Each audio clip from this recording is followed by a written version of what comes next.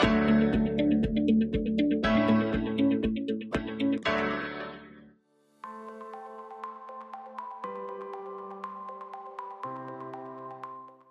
Everyone, आज की video में हम बात करेंगे about a very important concept under the staffing function which is related to searching of new employees for the organisation. इसको कहा जाता है रिक्रूटमेंट। इमेजिन कीजिए आप किसी स्पोर्ट्स टीम के कोच हैं और आपको अपने लिए एक नई टीम बनानी है। अब ऐसे में आप नए प्लेयर्स कहां से सर्च करेंगे? क्या आपके पास जो एग्जिस्टिंग टीम है उसी में से आप प्लेयर्स को सर्च करेंगे या फिर आउटसाइड द ऑर्गेनाइजेशंस भी देखेंगे ताकि आप बेहतर प्लेयर्स अपनी टीम में ला सकें? इस पूरी प्रक्रिया को कहा जाएगा रिक्रूटमेंट। आइए देखते हैं रिक्रूटमेंट की एक फॉर्मल डेफिनेशन। रिक्रूटमेंट एक ऐसा फंडामेंटल फंक्शन है जो एचआरएम के अंडर किया जाता है which is related to identifying, attracting and stimulating individuals with the right skill and qualification to fill the job openings।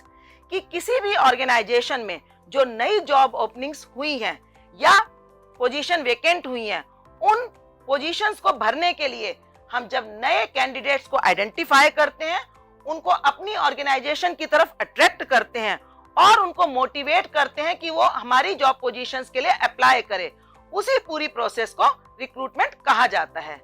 जो बड़ी ऑर्गेनाइजेशंस हैं उनके अंदर सेपरेट डिपार्टमेंट हो सकता है जो एचआर का काम करता है, जबकि जो छोटी ऑर्गेनाइजेशंस हैं उसमें ऑनर ही रिक्रूटमेंट का काम कर सकता है। और आजकल ये काम कुछ स्पेशलाइज्ड एजेंसीज के द्वारा भी किया जाता है। रिक्रूटमेंट के दो सोर्सेज हो सकते हैं। पहला सोर्स कहलाता है इंटरनल रिक्रूटमेंट, यानी कि ऑर्गेनाइजेशन के अंदर से ही एम्प्लॉइज को हायर करना, या फिर एक्सटर्नल रिक्रूटमेंट यानी ऑर्गेनाइजेशन के बाहर नए सोर्सेज से नए एम्प्लॉइज को सर्च करना। आइए देखते हैं इंटरनल रिक्रूटमेंट के कौन कौन से सोर्सेज हैं। जब हम इंटरनल रिक्रूटमेंट की बात करते हैं तो जैसा कि मैंने बताया, इसमें हम एम्प्लॉइज को हायर करते हैं उसी ऑर्गेनाइजेशन के अंदर से, यानी कि जो एम्प्लॉइज पहले किसी और जॉब पोजीशन पर काम कर रहे थे, हो सकता है वो नई जॉब पोजीशन पर अपनी नई भूमिका प्ले करें। इसमें हो सकती है इंटरनल जॉब पोस्टिंग, यानी जहां पर एम्प्लॉय पहले एक काम कर रहा था, अब वो किसी नई पोस्ट पर जाकर उसी लेवल का दूसरा कोई काम संभाल लेता है। इसमें एम्प्लॉय का स्टेटस भी चेंज नहीं होता, सैलरी भी चेंज नहीं होती, लेकिन काम का नेचर चेंज हो सकता है। दूसरा तरीका है प्रमोशंस। इसमें एम्प्लॉय को हायर लेवल की जॉब करने का अवसर दिया जाता है। इसमें एम्प्लॉयज का स्टेटस भी इंप्रूव होता है और साथ में होती है उनकी सैलरी में इंप्रूवमेंट। इसी तरह से तीसरा तरीका है एम्प्लॉइज ट्रांसफर।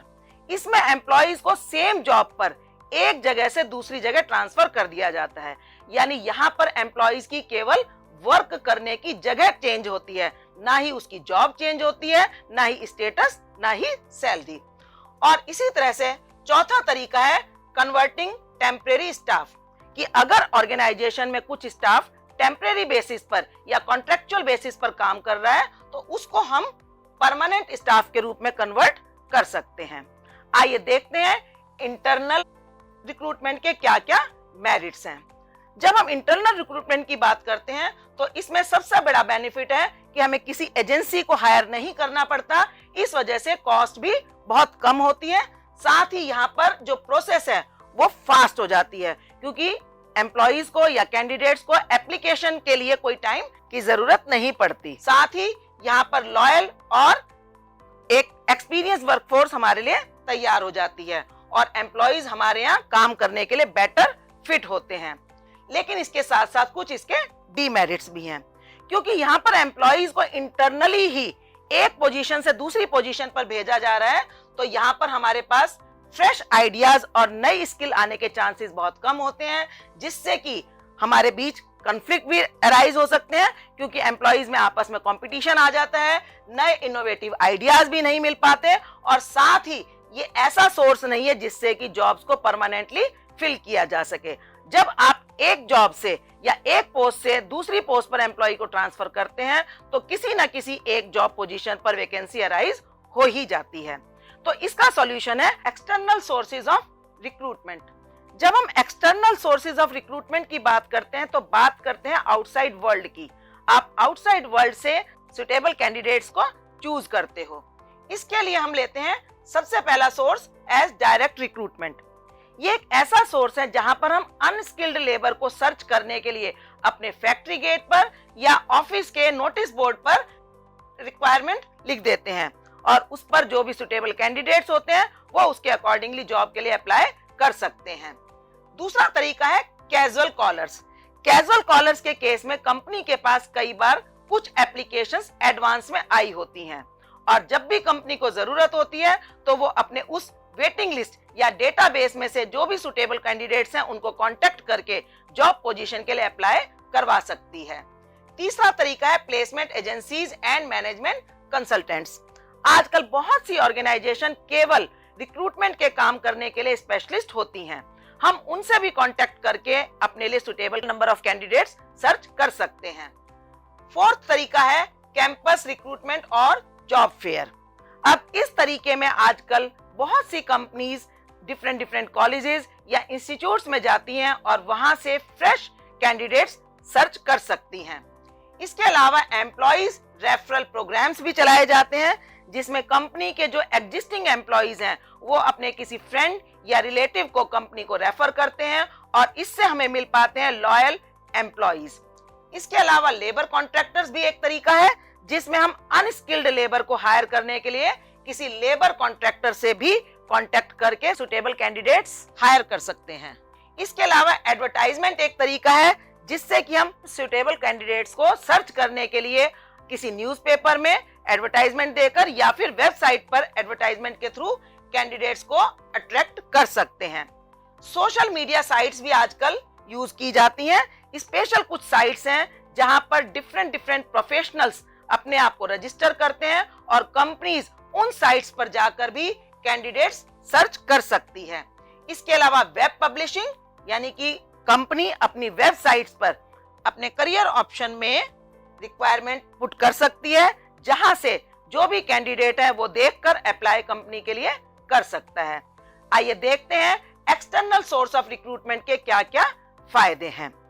जब एक्सटर्नल सोर्स ऑफ रिक्रूटमेंट की बात होती है तो इसका सबसे बड़ा फायदा है कि हमारे पास अलग अलग कैंडिडेट से एक एप्लीकेशन आ जाती हैं। साथ ही इनोवेशन आती है इन द ऑर्गेनाइजेशन और हमें स्पेशलाइज्ड टैलेंट मिल सकता है और जो भी स्किल गैप हमारी ऑर्गेनाइजेशन में है यानी जो एग्जिस्टिंग एम्प्लॉइज में जो स्किल नहीं है वो स्किल हम नए एम्प्लॉइज के थ्रू सर्च कर सकते हैं। आइए बात करते हैं about the demerits of the external source of recruitment.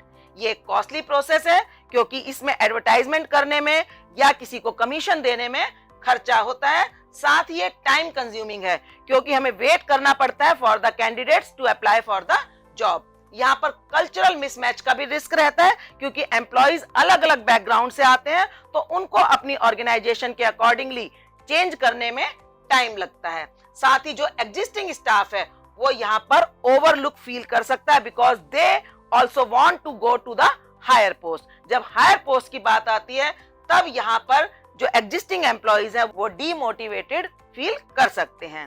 तो इस तरह से आपने देखा आज रिक्रूटमेंट के बारे में। अब आज की टास्क है, आप एक कंपनी के एचआर मैनेजर हैं और आप देखते हैं कि आपकी कंपनी में स्किल्ड एम्प्लॉइज की कुछ कमी है। तो आपको एक बेसिक रिक्रूटमेंट स्ट्रेटेजी डेवलप करनी है to attract a wider range of qualified candidates और देखना है कि किस तरह से आप एक fair and appealing hiring process design कर सकते हैं। उम्मीद करती हूँ आपको रिक्रूटमेंट के बारे में काफी कुछ समझ आया होगा और इसी तरह की वीडियोस लेकर मैं आपसे मिलती रहूंगी। तब तक के लिए हैप्पी लर्निंग।